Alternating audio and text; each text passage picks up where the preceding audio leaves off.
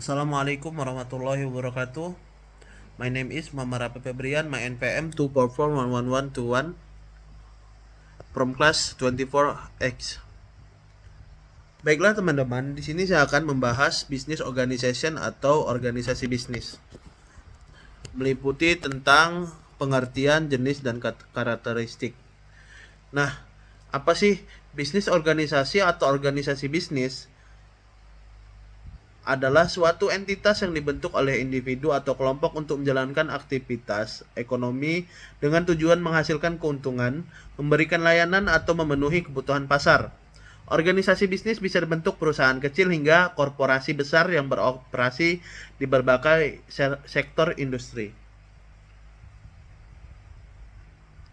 Nah, di sini juga ada beberapa tujuan bisnis organization. Yang pertama adalah mencapai keuntungan, yaitu mayoritas bisnis berorientasi pada profit yang dihasilkan dari penjualan produk atau layanan. Yang kedua, menyediakan produk dan jasa, yaitu memenuhi kebutuhan dan permintaan pasar. Yang ketiga, menciptakan lapangan kerja, memberikan kesempatan kerja bagi pada masyarakat. Yang keempat, membangun keberlanjutan, yaitu adalah mengembangkan bisnis dengan strategi jangka panjang yang memperhatikan lingkungan dan sosial. Dan selanjutnya yaitu adalah jenis-jenis business organization. Terdapat beberapa bentuk organisasi bisnis yang memiliki karakteristik dan struktur hukum yang berbeda, yaitu adalah adalah perusahaan perseorangan, bisnis yang dimiliki dan dikelola oleh satu individu. Nah, pemilik bertanggung jawab penuh terhadap semua keuntungan dan kerugian, mudah didirikan tetapi memiliki resiko finansial yang tinggi.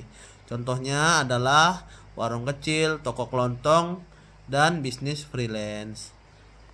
Di sini ada juga contohnya lagi partnership, kemitraan atau persekutuan.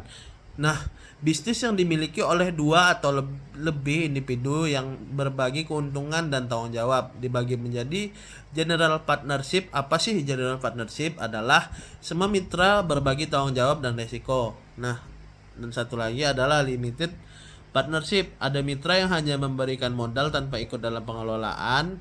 Contohnya adalah firma hukum, kantor akuntan, dan usaha keluarga. Dan kemudian adalah contohnya lagi adalah perseroan terbatas atau PT. Nah, PT ini adalah entitas bisnis yang berbadan hukum terpisah dari pemiliknya. Pemilik memiliki saham dan tanggung jawab terbatas pada investasi yang mereka lakukan. Memiliki struktur manajemen yang kompleks dengan direksi dan pemegang saham. Contohnya di sekitar kita ada Apple, Microsoft, dan Google. Nah, lanjut adalah koperasi. Apa sih koperasi? Koperasi adalah bisnis yang dimiliki dan dioperasikan oleh anggotanya untuk kepentingan bersama. Keuntungan dibagi secara adil sesuai kontribusi anggota. Contohnya adalah koperasi simpan pinjam dan koperasi konsumen. Ada lagi nih, non-profit organization atau organisasi nirlaba. Organisasi yang tidak bertujuan mencari keuntungan melainkan memberikan manfaat sosial. Nah, keuntungan yang diperoleh digunakan kembali untuk operasional atau pengembangan layanan. Contoh adalah yayasan pendidikan atau organisasi amal.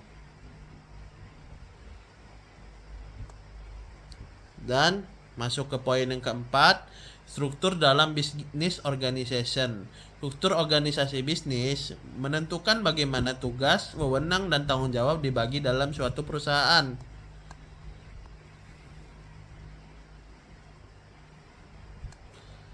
Ada di sini adalah hierarchical struktur organisasi dengan jenjang kepemimpinan dari atas ke bawah. Misalnya ada CEO, manajer, dan staf.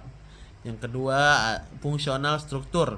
Organisasi dibagi berdasarkan fungsi seperti keuangan, pemasaran, produksi, dan sumber daya manusia. Yang ketiga adalah matriks struktur. Kombinasi dan hierarkikal dan fungsional biasanya digunakan dalam proyek besar. Dan yang terakhir adalah flat struktur. Organisasi dengan sedikit lapisan manajemen mempermudah komunikasi dan pengambilan keputusan.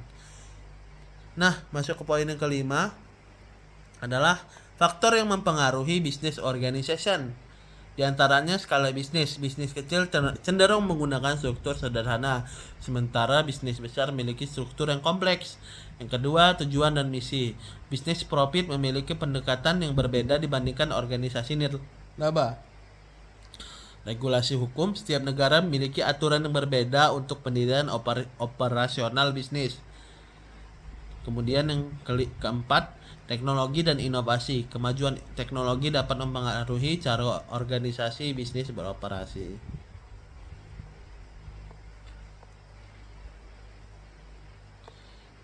Masuk ke dalam poin yang terakhir, yaitu adalah tantangan dalam bisnis organization. Yang pertama adalah manajemen keuangan, mengelola arus kas dan investasi yang tepat. Nah, yang kedua, persaingan pasar, beradaptasi dengan dinamika industri dan inovasi. Yang ketiga, sumber daya manusia, memilih, melatih dan mempertahankan karyawan yang berkualitas. Nah, yang terakhir, regulasi dan etika, mematuhi hukum dan menerapkan praktik bisnis yang etis. Nah, dari semua yang saya bacakan tadi, kesimpulannya adalah business organization adalah entitas yang mengelola sumber daya untuk mencapai tujuan ekonomi dan sosial. Setiap bentuk organisasi memiliki keunggulan dan tantangan tersendiri, bergantung pada tujuan skala serta struktur yang diterapkan. Dalam dunia bisnis yang semakin dinamis, organisasi bisnis harus mampu beradaptasi dengan perubahan pasar, teknologi, dan regulasi agar dapat berkembang dan bertahan dalam jangka panjang. Baiklah, sekian itu saja yang bisa saya jelaskan terkait dengan business organization atau organisasi bisnis. Terima kasih. Assalamualaikum warahmatullahi wabarakatuh.